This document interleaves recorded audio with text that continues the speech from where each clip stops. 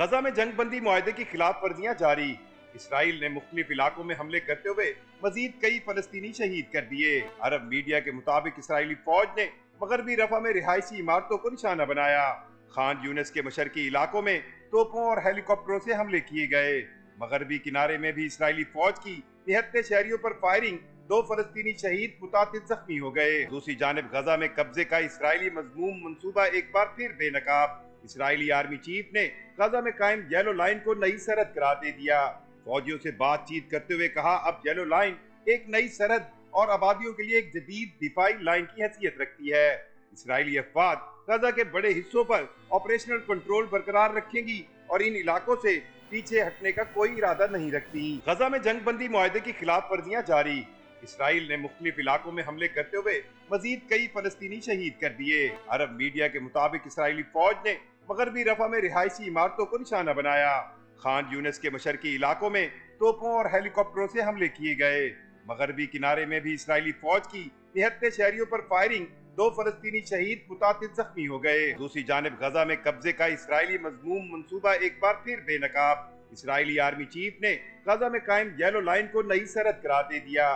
فوجیوں سے بات چیت کرتے ہوئے کہا، اب یلو لائن ایک نئی سرحد اور آبادیوں کے لیے ایک جدید دفاعی لائن کی حیثیت رکھتی ہے۔ اسرائیلی افواج غزہ کے بڑے حصوں پر آپریشنل کنٹرول برقرار رکھیں گی اور ان علاقوں سے پیچھے ہٹنے کا کوئی ارادہ نہیں رکھتی۔ غزہ میں جنگ بندی معاہدے کی خلاف ورزیاں جاری۔ اسرائیل نے مختلف علاقوں میں حملے کرتے ہوئے مزید کئی فلسطینی شہید کر دیے۔ عرب میڈیا کے مطابق اسرائیلی فوج نے مغربی رفح میں رہائشی عمارتوں کو نشانہ بنایا۔ خان یونس کے مشرقی علاقوں میں توپوں اور ہیلی کاپٹروں سے حملے کیے گئے۔